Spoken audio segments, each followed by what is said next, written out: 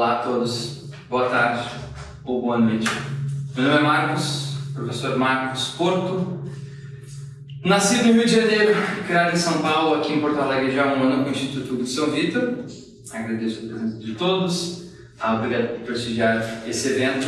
Tem muitas partes, temos o nosso curso intensivo de latim, ocorrendo pelas manhãs e tardes. E agora, nessa segunda semana, temos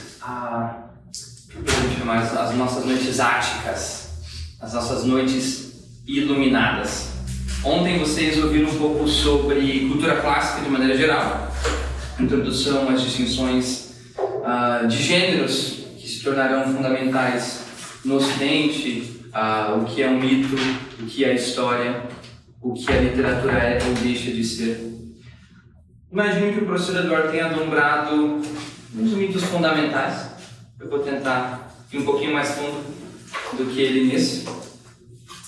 Mas, só para que vocês me conheçam um pouco mais, eu, aos 18 anos, fui à Universidade de Filosofia, no caso da Universidade de São Paulo, no curso de Filosofia, por um ano. Acabei abandonando, porque eu não encontrei muita filosofia ali, mais política do que qualquer outra coisa. Acabei passando para letras, e ali eu me encontrei, principalmente no estudo do grego antigo, que me cativou e tem cativado desde então. Me levou pela última década, tentar e falhar na leitura de Homero. É difícil quando metade do vocabulário do autor só ocorre uma vez, no topo da língua grega. Mas enfim, depois disso eu fui para Roma estudar latim. Ali que eu comecei de fato os meus estudos de línguas antigas no método que aqui propomos, ou seja, método natural. Depois ali eu fui para os Estados Unidos estudar artes liberais, tendo acesso pela primeira vez na vida talvez, a uma educação mais estruturada, mais ordenada às ciências superiores, como a teologia, a metafísica.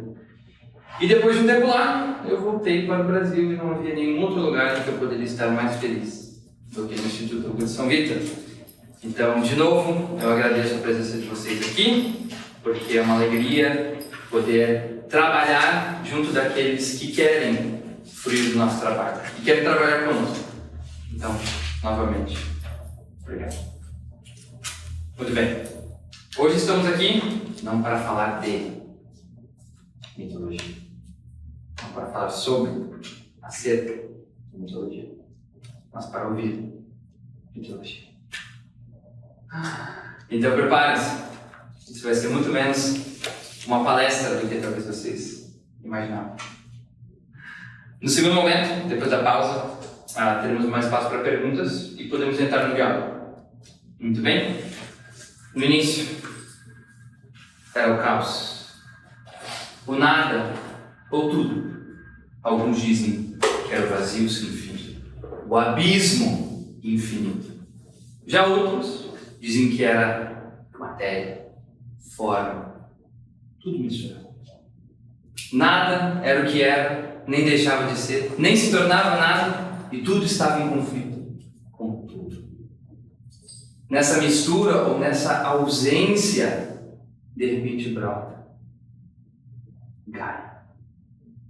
A Terra, a mãe de tudo, quase como um grão, ela cresce numa velocidade que não podemos calcular, adquirindo formas que já não conseguimos reconstruir.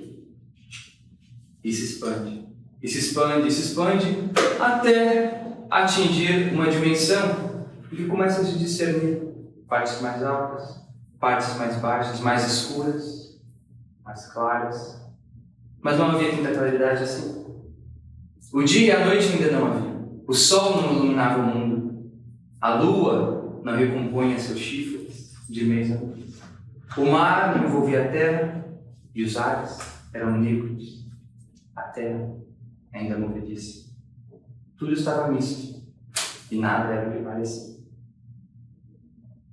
De repente, outro ponto luminoso na escuridão surge. Foi Deus Eros. A potência primal de todo o movimento, de toda a busca, o amor. Aquilo que até hoje Ainda é o assunto mais cantado pelos poetas, a paixão mais sentida pelos homens. E o Deus, talvez, mais esquecido da gente. Mas ele estava. E somente pela sua presença, Gaia começou a passar por transformações que ainda não havia. Ela começou a sofrer dores que ainda não havia. Se expandia. E agora com mais velocidade, até adquirir um tamanho tal e se encontrando incapaz de passar daqueles limites, ela cai num sono profundo e começa a desejar um outro, algo como ela, algo grande, algo forte, algo que possa estar em meio ao vazio, acolhê-la, cobri-la. Dias, se pode se dizer assim. Noites, se podemos dizer, noites se passam. Muitas, muitas e muitas. E quase como que sonhando com esse outro, Gaia concebe de dentro de si as montanhas. Ela acorda, vê aquilo e vê que é bom, é perto. Adormece novamente porque aquilo não é suficiente e sonha com algo fluido, algo quente e frio, algo que a envolva. Ela acorda, encontra o mar que é uma dele, mas aquilo não era o suficiente. Ela cai novamente no sonho, dorme por dias e noites. E sonha com algo mais raro, mais forte, maior. E ao acordar, se depara com os céus. Urano, seu filho maior, o marido. Ele a recobre por tempos sem fim, com uma força descomunal. E dessa pressão nasce a prole divina, os titãs. Seres enormes, já com uma forma que nós poderíamos hoje chamar de humano. Músculos, belas faces, voando pelos ares, nadando pelos rios, adentrando e saindo da terra. Ela começa a desconfiar. Aquela beleza, aquela agilidade, aquela força pareciam conjuntos, ser maior do que a própria. Ele começa a temer os próprios filhos. Mas o seu impulso criador não o deixa parar de procriar. Então uma segunda leva de filhos nasce. Agora, não tão belos assim. Ao invés de 2 olhos no meio do rosto, somente um. Esses eram os ciclopes, que depois se tornariam os ferreiros dos deuses. Montes de violência, músculo e brutalidade, construtores de muralhas, corretores de terra. Eram 3. E mesmo sendo menos que os titãs, atormentaram a mente de Urano ainda mais. Mas ele não conseguia parar de criar. Não conseguia. E uma terceira leva surgiu dos antros de Gaia. 100 braços para cada um. 50 cabeças. Eram 3, que depois foram chamados de hecatônquimos. Seres tremendamente horrendos. Tão tremendamente horrendos, tão tremendamente fortes. Mais que os ciclopes, mais que os titãs juntos. E ali estavam, vagando pela terra, procurando o que destruir. Esse era o sinal. Urano tinha que pará-los. Porque senão, as alturas que ele havia alcançado pelo próprio nascimento lhe seriam roubadas por aquilo mesmo que ele havia criado. Sua estratégia, então, é fechar seus próprios filhos, trancafiá-los no ventre de onde eles brotaram. As cavernas mais profundas, mais escuras, mais perdidas de Gaia, ele tranca os hecatônquimos, os ciclopes e os titãs. Até hoje não se sabe como ele fez isso, mas que fez, o fez. Mas talvez não tenha feito tão bem assim. Gaia depois de muito tempo sofrendo, vendo toda aquela vida pulsante se debatendo dentro de seu estômago, resolve tomar ação. Resolve fazer algo que acabaria com toda a ordem vigente. Ela busca entre seus filhos alguém corajoso e talvez desnaturado o bastante para tentar contra o próprio pai. Procura entre os titãs, porque só eles teriam a engenhosidade necessária para tal ato. Os ciclopes, os hecatômpicos, apesar de fortes, não tinham muito mais.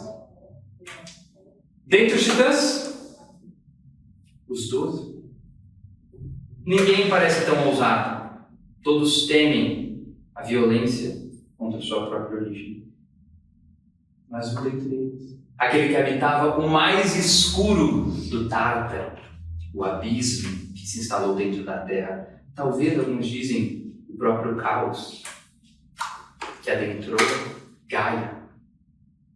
Ali, um titã descansava e meditava. Talvez, se eu consigo subir para o meu pai, eu terei subir. E a minha mãe, não sei o que seria da minha mãe, mas talvez poderia entrar sobre os irmãos. E finalmente brincar com o ciclope, simples brincar com o ciclope. A mãe o convence. Ele diz: bem, mãe, estou disposto a contar aos meus irmãos, eu tenho o que é necessário para este feito. Ou melhor, vou precisar da sua ajuda. Eu tenho uma coragem, mas não tenho um instrumento. Como eu poderia tentar contra o meu pai, eu que sou menor do que ele? Ela, então, concebe um metal esbranquiçado, que hoje chamaríamos de adamantino, inquebrável, duro como nada. E dali ele forma uma foice e planeja a queda de seu pai. Esperando a noite, quando Urano se deitaria sobre Gaia. E quando ele a recobre, ele decepa o sexo de seu pai. Na algeriza daquele ato que ele comete, pega o sexo de seu pai e lança sobre os ombros, sem olhar para trás. Recaindo sobre o mar e espalhando sangue por toda a terra, aquele membro se esvai, cada vez para mais longe.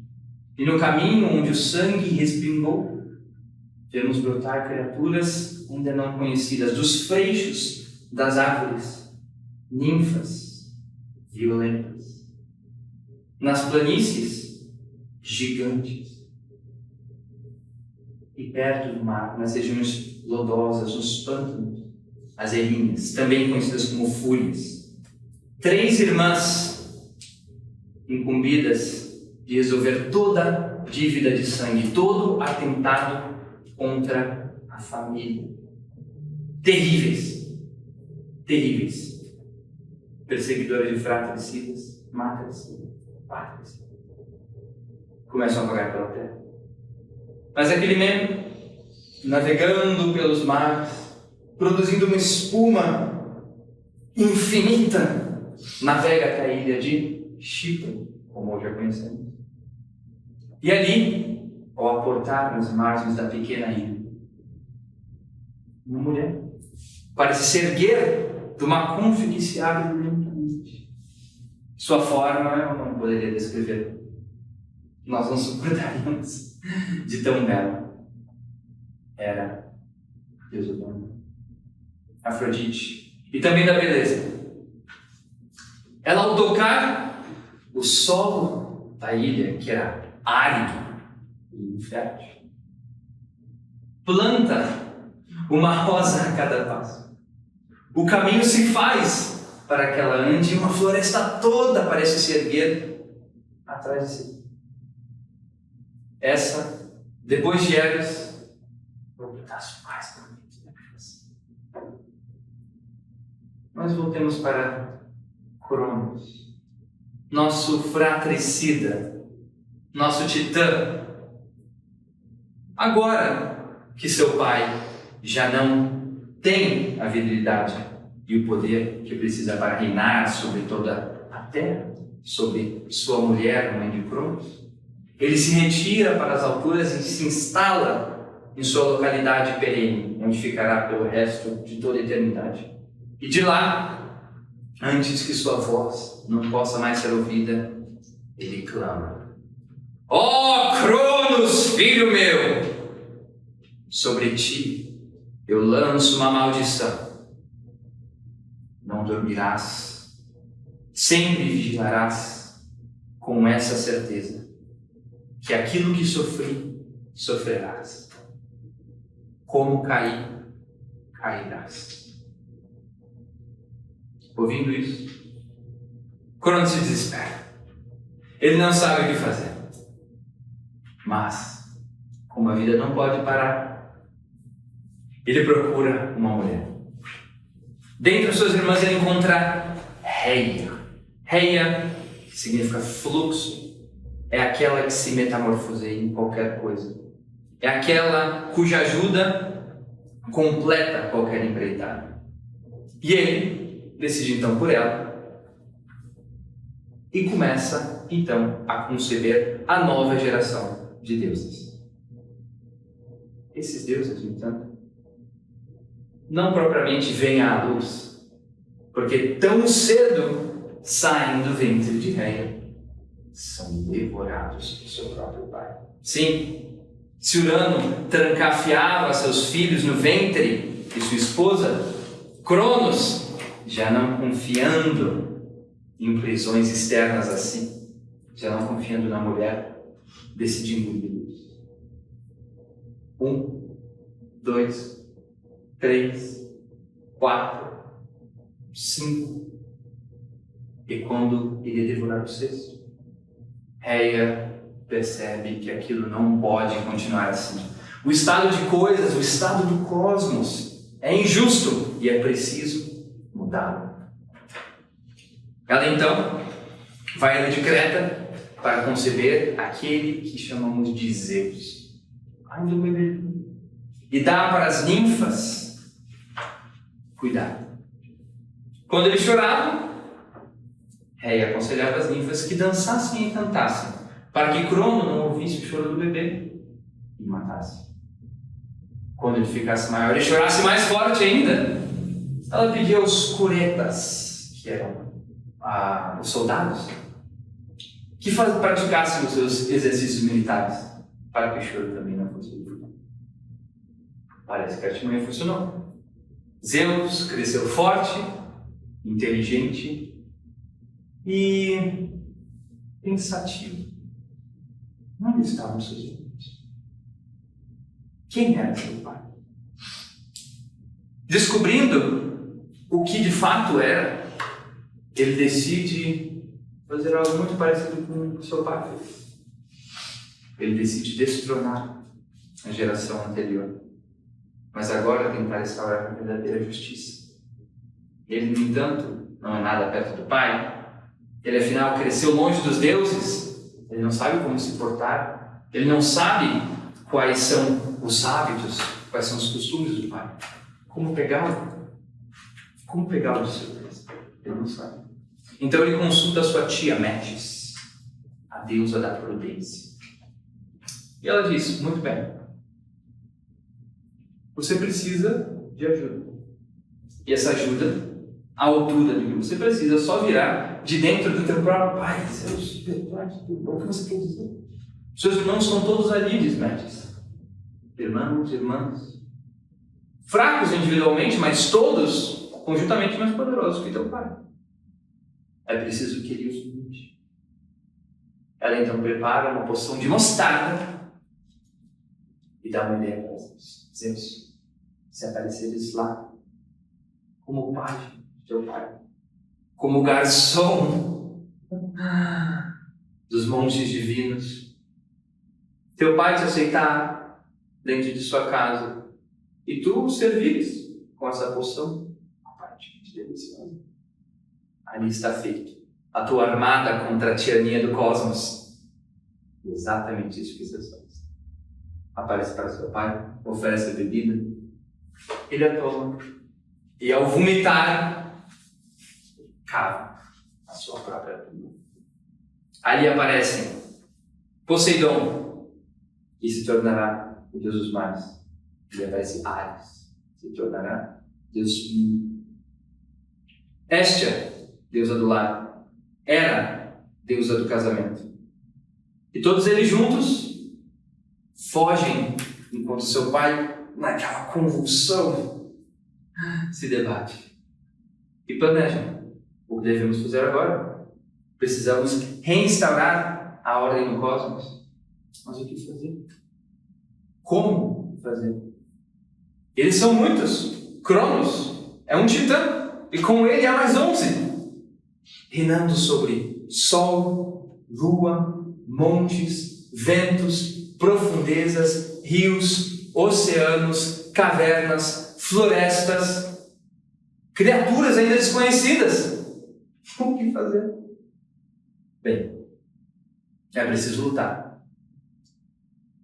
Então, Deus pensa, bem, eu tenho tios. Minha mãe sempre disse que eles eram muito feios, mas também que eles eram extremamente poderosos. E por conta disso que eles são presos. O que Zeus faz? Agora, tendo acesso à própria mãe e à ambrosia, o alimento dos deuses que os mantém, ele oferece uma troca aos hecatônquiros e aos ciclopes. Pela imortalidade, vocês lutariam por mim. Pela justiça, vocês lutariam por mim. Pela tua própria liberdade. Não sei exatamente como eles responderam, mas aparentemente eles concordaram. E ali começou a guerra chamada Titanomaquia, a guerra entre deuses e titãs. No entanto, nem todos os titãs ficaram do lado de Cronos, reconhecendo sua injustiça, reconhecendo sua tirania e brutalidade. Alguns passaram para o lado de Deus, mais precisamente 2. Eu gostaria de dizer que eles reconheciam a tirania de Cronos, mas na verdade, um deles, Prometeu, cujo nome significa aquele que vê antes, sabia do porvir. Ele, por ter passado muito tempo perto de Gaia, que tinha sim poderes proféticos, sabia que os vencedores não seriam os titãs, mas sim aqueles que viriam a ser chamados de olimpianos. Zeus, Poseidon, Hera, Hestia.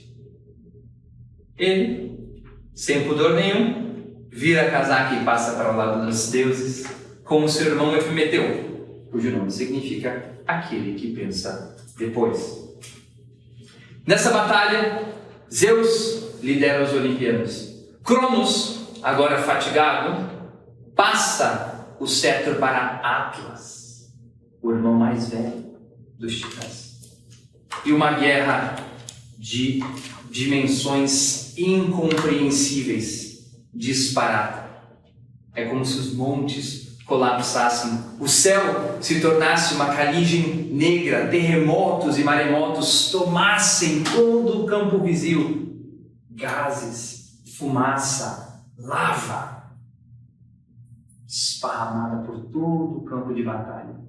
E a cada instante, choques e mais choques de corpos tremendos, como se os próprios planetas colidissem um contra o outro. Nessa guerra, Zeus, percebendo que os deuses ainda jovens não seriam páreos para a força dos titãs, mais velhos e experienciados no mundo, designa uma tática um tanto engenhosa. Na mão dos hecatônquiros, as rochas, que serão lançadas continuamente nos titãs. E os cíclopes confeccionarão o que talvez tenha vindo a ser a arma mais poderosa de toda a história e imaginação humana. os raios de Júpiter. Escondidos ainda no Tártaro, e de novo imbuídos de uma matéria, uma substância misteriosa que Gaia, a mãe de todos, havia concebido.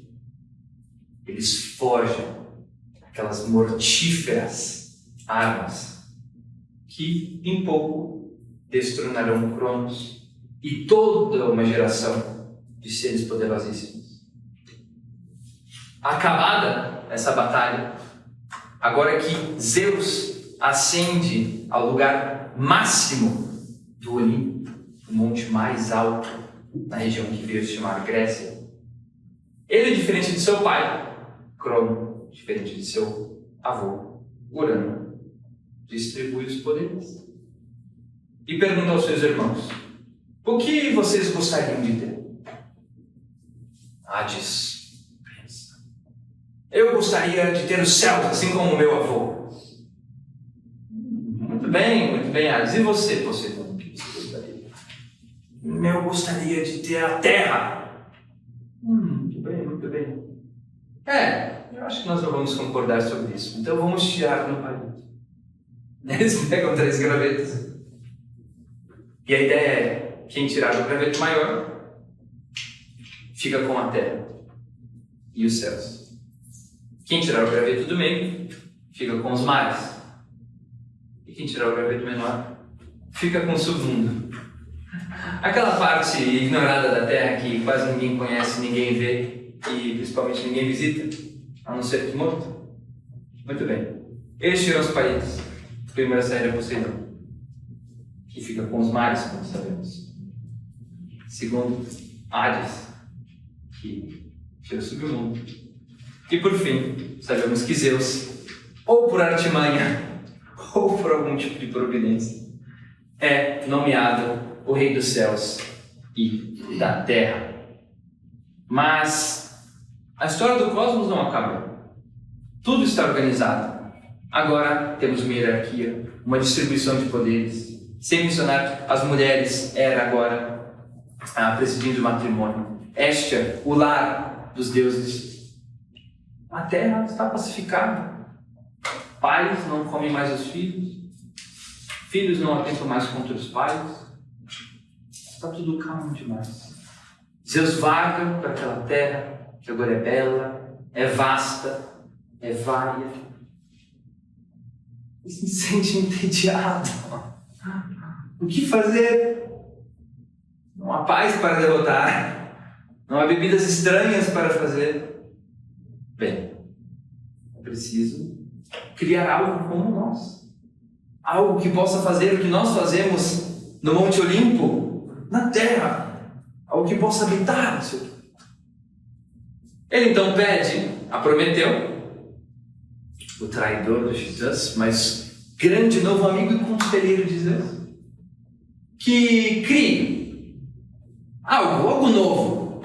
Ele somente dá essas instruções: faça algo assim como eu, forte, imponente, inteligente. Prometeu começa a matutar, pensar como ele faria aquilo, entusiasmado com aquele primeiro projeto artístico. Vai matutando. Nesse meio tempo, Zeus ouve de sua própria mãe que, apesar da paz instalada, o fado de seu pai ainda era o seu. Um dia, um filho, uma filha, um sucessor, viria para destroná-lo. Esse é o motivo da natureza. Uma geração sucede a outra e o poder nunca dura para sempre. Zeus, inquieto por aquelas palavras, começa a se preocupar cada vez mais e pensa: bem,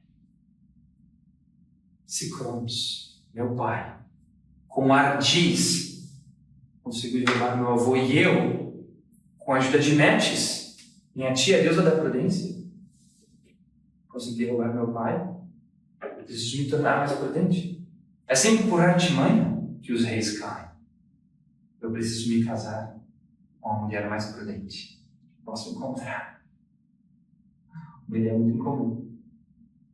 Ele vai atrás da própria tia, Metis, que via nos confins do mundo, meditando sobre a vasta natureza.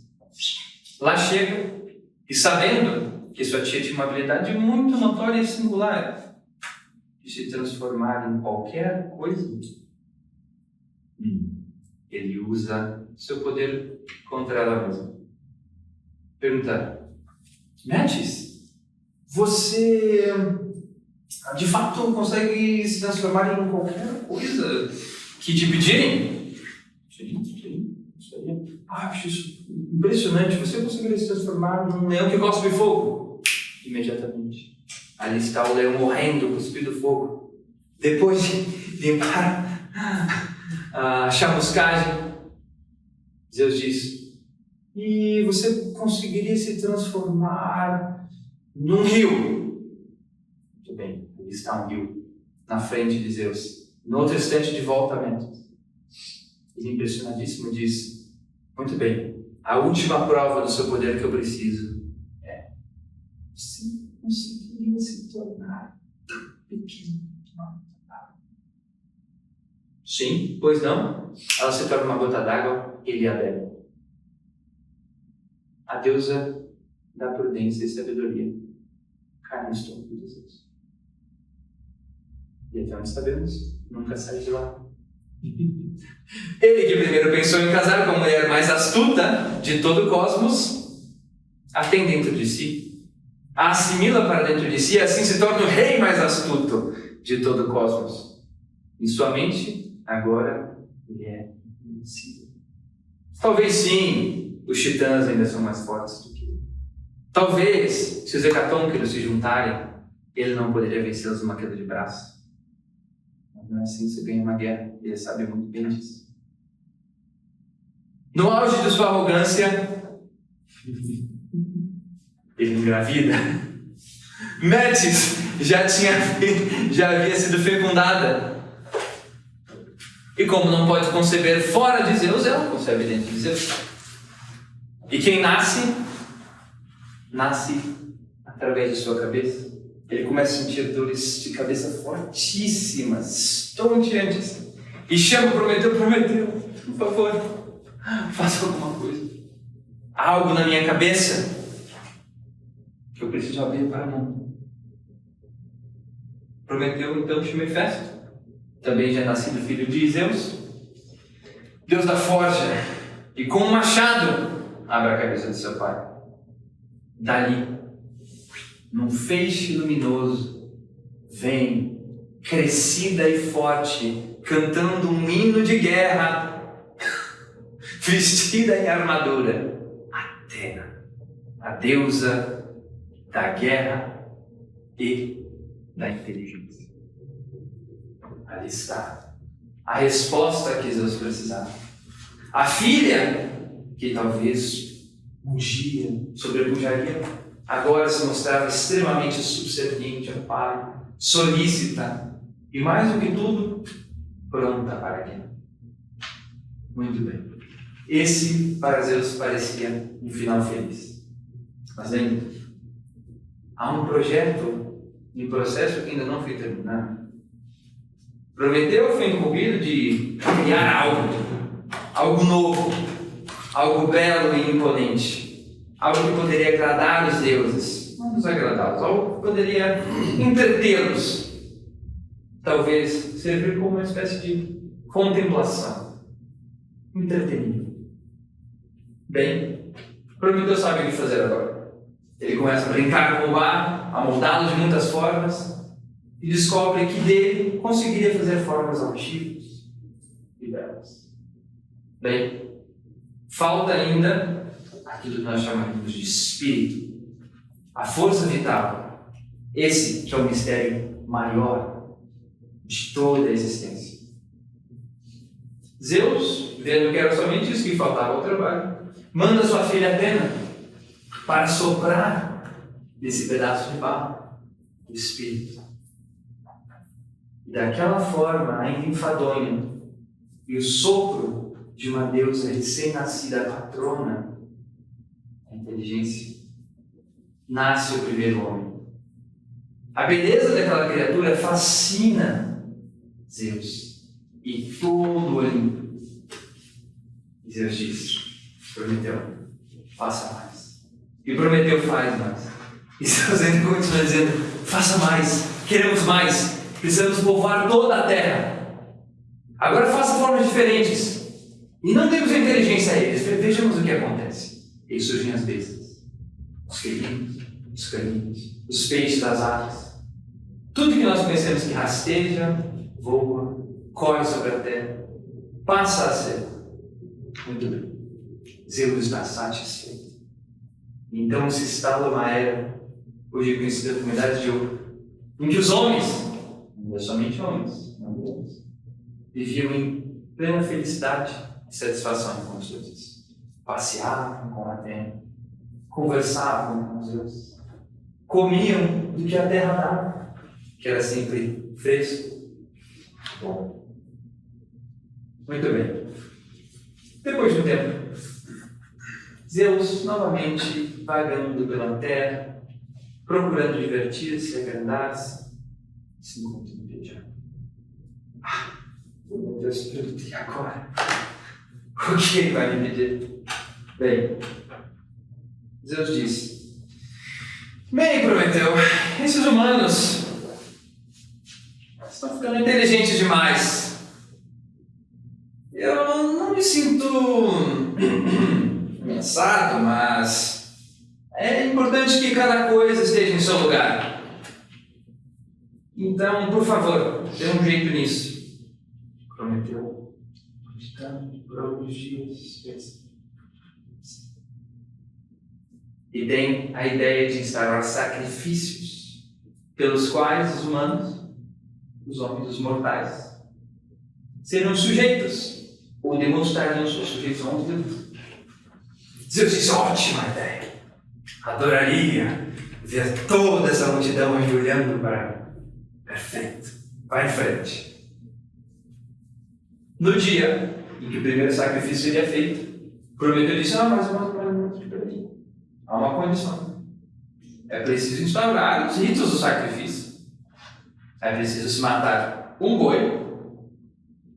E é preciso agora separar. Que parte do animal fica com quem? Com os deuses ou com os humanos? Deus diz: você resolva isso, eu estou muito preocupado com os afazeres meus no Olimpo. Prometeu disse: muito bem, meu caro Altíssimo, farei. E o que ele faz? Depois de matar um boi fantasticamente grande, pega todos os ossos, dos maiores aos menores, coloca num canto, e todo o melhor da carne num outro. Por cima dos ossos, coloca toda a banha do touro, aquele cheiro delicioso que flui dali. E toda aquela carne ele enche em buchos, nada apetecíveis, de aparência pública. Aparece diante de Zeus e diga: Altíssimo Senhor, vós que mereceis toda a honra e toda a glória de todos os habitantes que vêm entre os céus e a terra, todo ser que respira, escolha a tua parte, que daqui em diante será a tua nos sacrifícios que cotidianamente os humanos te darão. Zeus, olhando as duas pilhas, sentindo o cheiro da gordura, escolhe ele escolhe a aparência em pé de toda a boa carne que estava por debaixo daquela massa intragável que eram os buchos. Depois de perceber a artimanha, Zeus decide trocar de conselheiro. Ele percebe que não é possível mais confiar em titã algum. E mais do que isso, ele decide punir Prometeu. Mas a história não para por aí, porque Prometeu, muito amigado dos homens, começa a se misturar com eles, já se afastando do Olimpo. Zeus não sabe ainda como puni-lo e pensa que talvez os seres humanos também deveriam ser punidos. No meio tempo, ele diz: os seres humanos vivem felizes. Agora tem a carne dos sacrifícios. Agora podem se deliciar com aquilo que há de melhor na terra. Muito bem. Preciso acabar com isso. E aí, chama para consigo 2 novos conselheiros. Hermes, seu filho, concebido do marido do pai. Maia, Deus dos mensageiros, da diplomacia e também da enganação. E Hefesto, já mencionado no Deus da Forte. Dá uma receita para eles. Eu quero algo que pareça com Afrodite, algo belo, algo irresistível, algo que faria até mesmo um Deus tremer. Hefesto, imitando o exemplo de Prometeu, começa com um povo, que nós chamaremos de mulher. Curvas, formas belas, ainda não encontradas entre os mortais. Alguns dizem que a própria Afrodite teria posado para ele. Ela que era sua mulher, não muito fiel, mas ainda assim sua mulher. Depois de pronta, Atena, que devia estar de férias, não pôde comparecer para dar a vida daquela forma. Hermes, o deus da palavra leve, soprou vida dentro dela. E assim ela se tornou a primeira mulher mais bela do que qualquer outra que existiria e mais leviana do que mesmo o próprio deus Hermes. Ele deu a ela uma língua eloquente, uma mente curiosa, sabendo que ela faria parte dos planos de Zeus. Uma vez perfeita, Zeus a nomeou Pandora, aquela que possui todos os dons. Muito bem. A armadilha estava pronta, era só preciso entregá-la. Como eu já havia dito, Prometeu e Epimeteu, seu irmão, que não pensava antes, mas depois, já habitavam entre os homens e se afastavam cada vez mais do convívio dos imortais. Bem, Epimeteu já havia se instalado entre eles e construído casas. Numa certa tarde, aparece Hermes com um presente, Pandora, trazido dos céus para agradecer os irmãos pelo grande trabalho que eles fizeram em prol da paz universal. Prometeu não estava em casa. E ele havia avisado ao seu irmão para não aceitar o presente dos deuses. Mas ele prometeu que ela de pensar depois não pensava muito. Não existiu. A voz dela era mais bela do que o canto dos pássaros. Seus olhos faziam esquecer a luz do dia. E ele a convida para sua casa. Eles se casam. E ela começa a mostrar um comportamento ainda desconhecido entre os homens. Tudo sobre o que ele falava a interessava. Isso era espantoso. A conversa de um titã não era assim muito palatável para os homens. Muito bem. No dia seguinte do casamento, Hermes novamente aparece com uma urna. Presente de casamento, diz ele. Passando rápido, ao ir embora, volta e diz: esqueci de um detalhe. Na verdade, vocês não podem abrir essa urna. Eu não sei a razão e para tentar interrogá-lo. Eu não sei, Deus somente me disse que vocês não podem abrir, mas tenho que fazer. Tchau. Felicidades. Epimeteu nem percebeu que Hermes tinha passado por ali. E Pandora começou a malditar.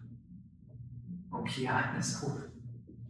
Meu Deus, meu Zeus, o que há nessa urna? Epimeteu, percebendo que era um presente, guardou dentro de casa e não se preocupou. Muito bem. Passaram um tempo assim. No meio tempo, no entanto, como havia dito, Zeus não se contentaria só em punir os humanos. De fato, eles eram os menos culpados por tudo isso que acontecia. A parte nos sacrifícios. Ele queria mesmo ir atrás de Prometeu. Então, ele pensa: bem, se se prometeu amar tanto os seres humanos, talvez se eu tirar mais alguma coisa deles, eles se sentiriam ofendidos. Deus imediatamente subtrai o fogo na humanidade. Sem fogo, eles não conseguiriam aproveitar a carne. Muito bem.